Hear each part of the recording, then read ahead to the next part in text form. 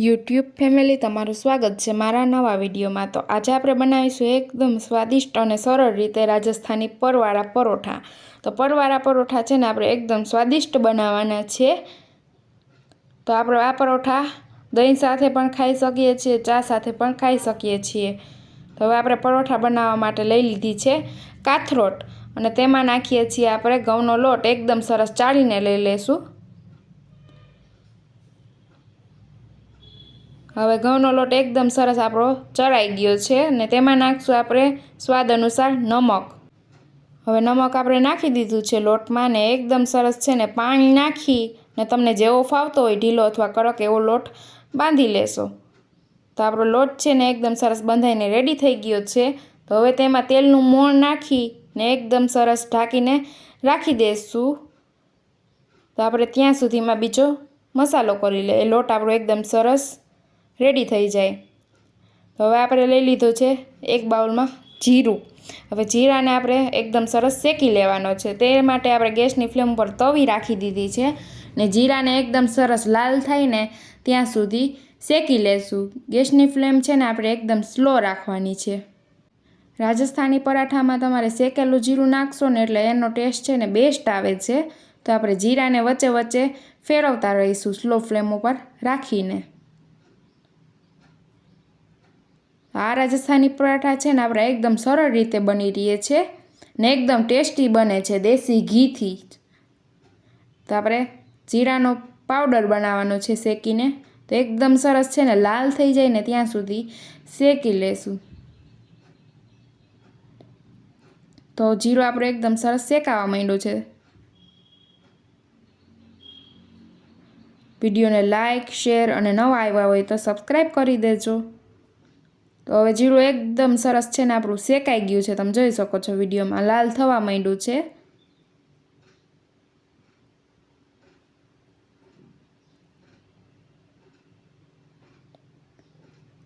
હવે એકદમ સરસ શેકાઈ ગયો છે, ગેસની ફ્લેમ આપણે કરી દઈશું બંધ ને હવે આપણે લઈ લીધી છે ખાંડણી।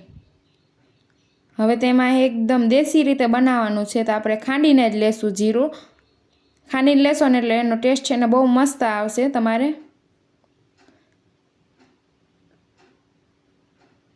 હવે આપણે એકદમ સરસ જીરાનો પાવડર બની ગયો છે, તમે જોઈ શકો છો વિડીયોમાં। તો અલગથી કાઢી લેશું આપણે।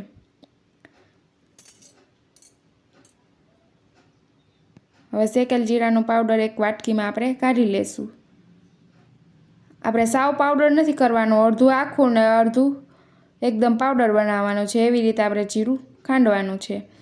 તો હવે આપણે લઈ લીધી છે એક બાઉલમાં મરચું પાવડર, હળદર પાવડર અને નમક સ્વાદ અનુસાર અને લીધી છે ઝીણી સુધારેલી ધોઈને ધાણા ભાજી। તો આપણા મસાલા છે ને એકદમ સરસ રેડી થઈ ગયા હતા અને શેકેલો જીરાનો પાવડર પણ આપણે લઈ લીધો છે ને હવે આપણે ઘઉંનો લોટ પણ એકદમ સરસ છે ને રેડી થઈ ગયો હતો। તો હવે આપણે રોટલીની જેમ અડધું આવી રીતે વણી લેવાનું છે। લઈ લીધું છે આપણે દેશી ઘી। હવે અડધા વણેલા લોટ ઉપર આપણે આવી રીતે લગાવી દઈશું ઘી। ઘીને છે ને એમનેમ જ રાખવાનું છે, આપણે ગરમ કરવાનું નથી। તો આપણે ઘીને આવી રીતે એકદમ સરસ છે ને લોટમાં આખામાં લગાવી દઈશું ને તેની ઉપર નાખશું આપણે મરચું પાવડર, આવી રીતે છાંટી દઈશું। મરચું પાવડર છે ને તમારે જેટલું તીખું બનાવવું હોય ને એટલું નાખી શકો છો તમે। હવે નાખશું સ્વાદ અનુસાર નમક। હવે નાખશું હળદર પાવડર। હળદર પાવડર નાખવાથી જ અમારા પરોઠા છે ને એકદમ સરસ પીળા બનશે। હવે નાખશું આપણે શેકેલા જીરાનું પાવડર। શેકેલું જીરું નાખવાથી તેમાં ટેસ્ટ છે ને એકદમ બેસ્ટ લાગે છે। તો હવે નાખશું ઝીણી સુધારેલી ધાણા ભાજી। હવે બધો જ મસાલો આપણે એકદમ સરસ નાખી દીધો છે ને આપણે આવી રીતે ફોલ્ડ કરી લેશું સમોસા ટાઈપ। આપણે પરવાળા બનાવવાના છે એટલે આવી જ રીતે આપણે બનાવીશું। હવે આપણે કોરો લોટ લઈ લઈશું। આપણો છે ને એકદમ સરસ લોટમાં મસાલો ફોલ્ડ થઈ ગયો છે ને હવે કોરા લોટમાં આપણે આવી રીતે બોરી અને એકદમ સરસ છે ને સમોસા ટાઈપ ખૂણા જ વણી લેવાના છે, આપણે ગોળ નથી બનાવવાનું। તો આપણે આવી રીતે બનાવી લીધું છે, એકદમ સરસ વણાઈ ગયો છે આપણો પરોઠો। તેમાંથી મસાલો પર બહાર નથી નીકળતું ને એકદમ સરસ છે ને પર બનીને રેડી થઈ જાય છે આપણા. ને હવે આપણે એક ગેસની ફ્લેમ પર રાખી દીધી તવીને તેમાં થોડુંક તેલ નાખી અને આપણે આવી રીતે સમોસું નાખીને ઉપરથી આપણે તેલ નાખતા જઈશું ને શેકતા જઈશું, એકદમ સરસ તળતા જઈશું. આ પરોઠા છે ને તળીને એકદમ બેસ્ટ લાગે છે તમારે. હવે આપણે ઘઉંનો બીજો લોટ લઈ લીધો છે બીજા પરોઠા બનાવવા માટે ને આવી રીતે અડધું વણીને તેમાં નાખ્યું આપણે દેશી ઘી, મરચું પાવડર, નાખશું નમક સ્વાદ અનુસાર ને નાખશું હળદર પાવડર,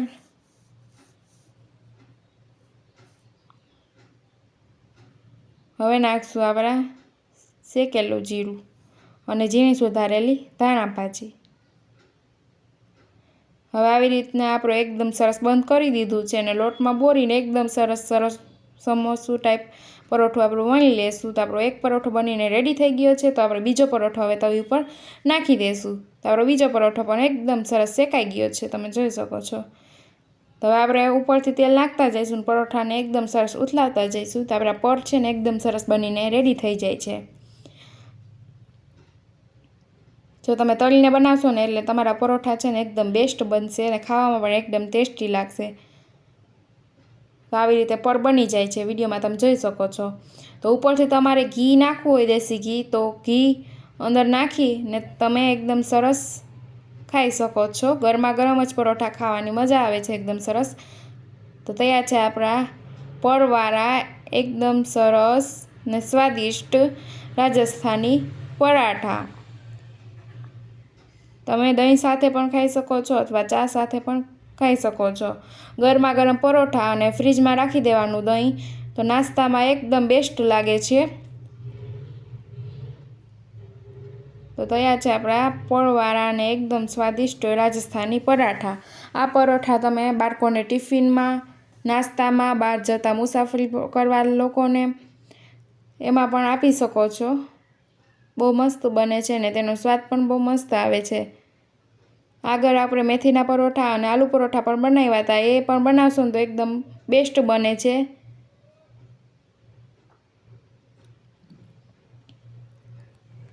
વિડીયોને લાઈક, શેર અને કરી દેજો સબસ્ક્રાઈબ.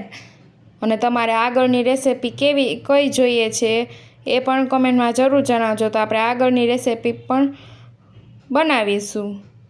વિડીયોને લાઈક, શેર અને કરી દેજો સબસ્ક્રાઈબ.